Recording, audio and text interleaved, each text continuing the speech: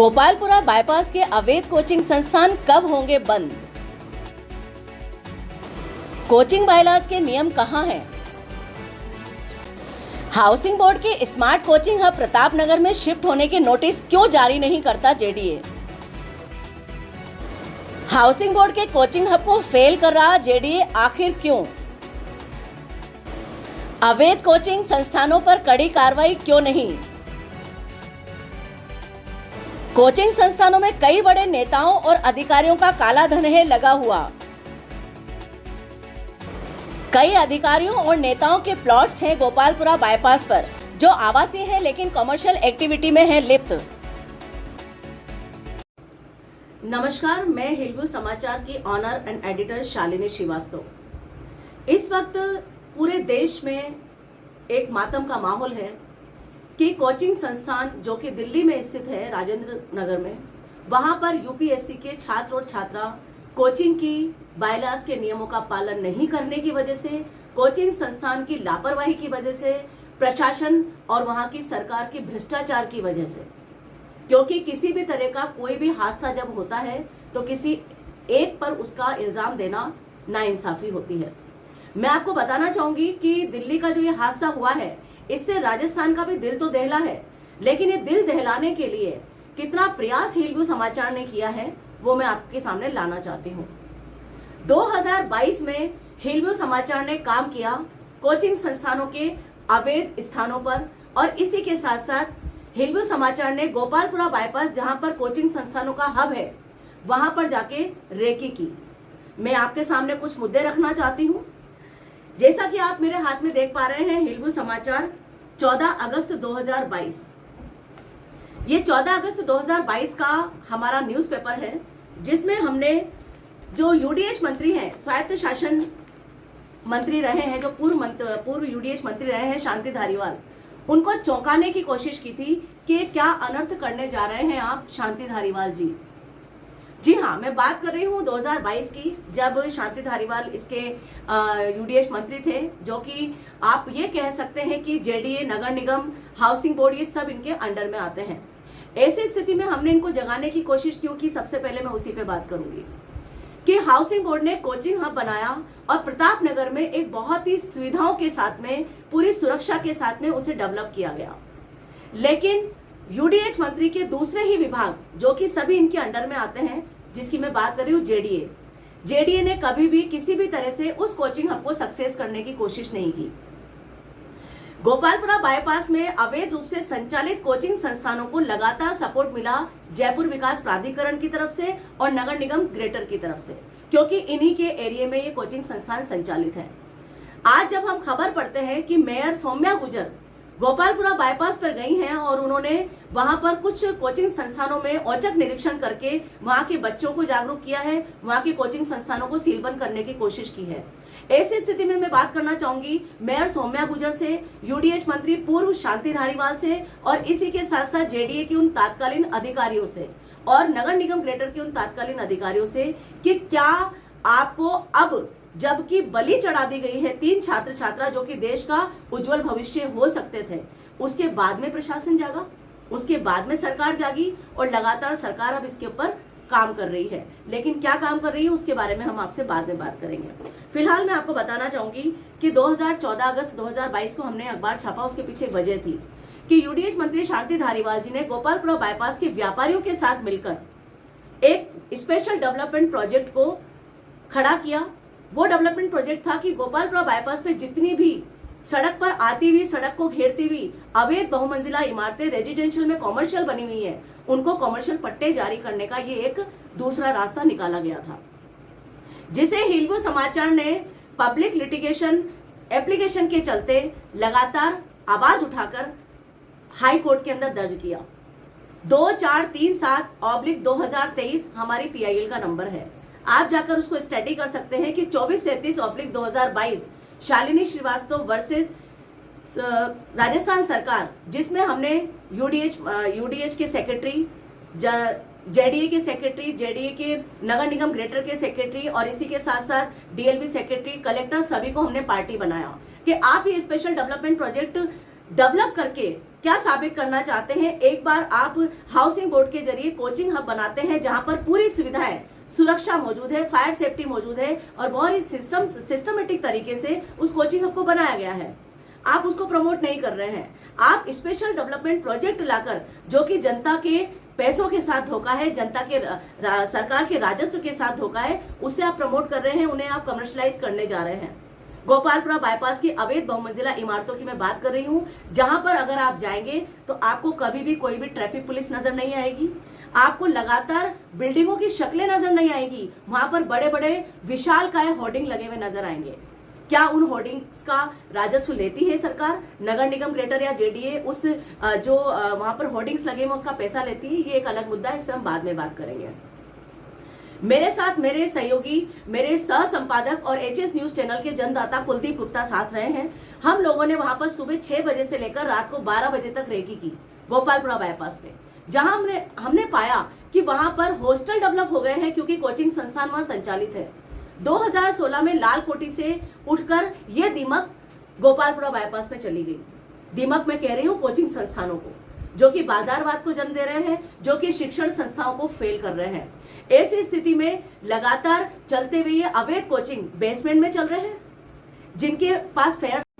जी हाँ, मैं बात कर रही हूँ 21 जनवरी 2023 की गोपालपुरा बाईपास के स्पेशल डेवलपमेंट प्रोजेक्ट पर पुनः विचार करे जयपुर विकास प्राधिकरण। जी हाँ, लगातार हिलवी समाचार ने जगाने की कोशिश की है।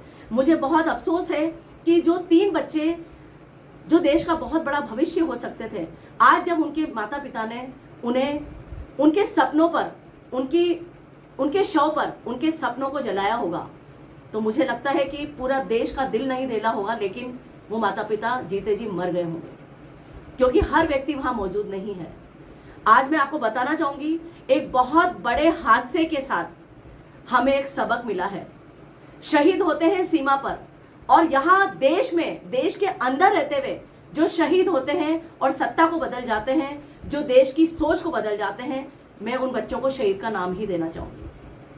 कि केवल पानी भर जाने से अगर वो मौत के मुंह में जा सकते हैं, तो जयपुर के गोपालपुरा बाईपास में जो कोचिंग संस्थान चल रहे हैं, जो जमींदोज होने की स्थिति में बिल्डिंग्स है वहां पर, जहां पर नीचे की तरफ हम खुद गए, जहां पर जालियों के अंदर क्लासेस चल रही है, लोहे की जालियों से नीचे बनाया गया है बेसमेंट। उस बेसमेंट में एसी लगे हैं, उस बेसमेंट में मीटर लगे हुए हैं, लाइट का कनेक्शन भी है, क्योंकि अंधेरे में तो बच्चे पढ़ते नहीं होंगे। ऐसी स्थिति में, जैसा कि मैं आपको एक याद दिलाना चाहूंगी, राजा पार्क में अभी गत कुछ माह पहले एसी के ब्लास्टिंग की वजह से, धुआं से घुटने की वजह से पति पत्नी की मौत हो गई। दुर्घटनाएं कहीं भी हो सकती है, लेकिन हम आमंत्रित कर रहे हैं लगातार ऐसी दुर्घटनाओं को। उसके बाद में हम बात करेंगे, आखिरकार JDA Gopalpura bypass special development project को हाईकोर्ट में दे दी गई चुनौती। जी हाँ, जनहित याचिका दायर की हिलगु समाचार ने, और उसमें मुद्दे केवल एक कोचिंग को लेकर नहीं था। वहां मुद्दा था कि स्पेशल डेवलपमेंट प्रोजेक्ट जेडीए किस तरह से शुरू कर रहा है, आवासीय में बनते हुए बहुमंजिला कॉमर्शियल इमारतों को किस तरह से वो कॉमर्शियल पट्टा जारी कर सकता है। ये जनता की पैसे के साथ, सरकार के साथ, प्रशासन के साथ और हमारे हितों के साथ में बहुत बड़ा धोखा था, जिसे हमने चुनौती दी। और चुनौती देने के बाद में आपको आश्चर्य होगा कि फरवरी 2023 से लेकर आज, मैं बात कर रही हूं जुलाई 2024 में, सरकार के वो नुमाइंदे, सरकार के वो प्रतिनिधित्व करने वाले प्रशासनिक अधिकारी आज तक मुझे जवाब नहीं दे पाए। जनहित याचिका के अंदर बार बार वो समय ले रहे हैं, और समय लेते हुए जुलाई 2024 आ चुकी है। आप अंदाजा लगा सकते हैं कि अगर आप हक की लड़ाई लड़ने जाएंगे तो, और अगर आप सही हैं, तो आप केवल चक्कर लगाएंगे कोर्ट के और काम सारा हो जाएगा। नो डाउट, एक बहुत बड़ी बात आपको कहने जा रही हूं, जो कि आंतरिक सूत्रों के आधार पर मेरे सामने आई, कि मेरे पीआईएल लगाने के बाद भी कॉमर्शियल पट्टे जारी किए गए बैक डेट के अंदर। प्लॉट नंबर 392 गोपालपुरा बाईपास इसका बहुत बड़ा उदाहरण है, जिस पर रवि जैन मुझसे कहते हैं कि हमें, रवि जैन तत्कालीन आयुक्त जेडीए, कि आप स्टे लेकर नहीं आई हैं। यानी उनका कहना था कि अगर मैं स्टे लेकर आती तो वो इस काम को रुकवाते। पहली बात। दूसरी बात हम बात करेंगे, इसके बाद में गोपालपुरा बाईपास में जब हमने स्पेशल डेवलपमेंट प्रोजेक्ट को हमने चैलेंज किया, तो उसी के साथ हमने मुद्दे उठाए कि गोपालपुरा बाईपास पे जो कोचिंग संस्थान चल रहे हैं, उन कोचिंग संस्थानों के पास में शराब की दुकानें संचालित हैं। बड़ी शर्मनाक स्थिति हमारे राजस्थान की ये भजन सरकार इसको सुने कि शराब की दुकानें जहां पर किताबें बिकती हैं वहां पर संचालित है। ये हमने गोले बनाए हुए हैं, आप देखिए, ये शराब की दुकानें संचालित है, ये गोले बनाए हुए हैं। और ये पूरा अखबार समर्पित था कोचिंग संस्थानों के अवैध कोचिंग चलते हुए संस्थानों पर, बेसमेंट में चलते हुए संस्थानों पर, फायर सेफ्टी, फायर एनओसी नहीं लिए हुए संस्थानों पर, कोचिंग संस्थान वो की जो केवल बाजार चला रहे हैं, जो बच्चों की जान का सौदा कर रहे हैं। किसी भी तरह की दुर्घटना होने के बाद आप लाइसेंस जारी करने लगते हैं, और मुझे पता है कि अब बैकडेट में लाइसेंस जारी किए जाएंगे। सौम्या गुर्जर जी को साधुवाद कि वो 2 साल बाद तो जागी, क्योंकि 2 साल पूर्व मैंने सौम्या गुर्जर जी के सामने ये मुद्दा रखा था। रवि जैन आयुक्त जो कि जेडीए के थे, उनके सामने ये मुद्दा रखा था। यूडीएच मंत्री शांति धारीवाल के घर जाकर ये मुद्दा रखा था। लेकिन शांति धारीवाल जी का, जैसा कि ज्ञात सूत्रों के आधार पर मुझे ज्ञात हुआ कि 800 करोड़ के लेन देन के बाद गोपालपुरा बाईपास के व्यापारियों ने कॉमर्शियल पट्टा जारी करने की बात स्पेशल डेवलपमेंट प्रोजेक्ट प्लान के तहत कर दी थी।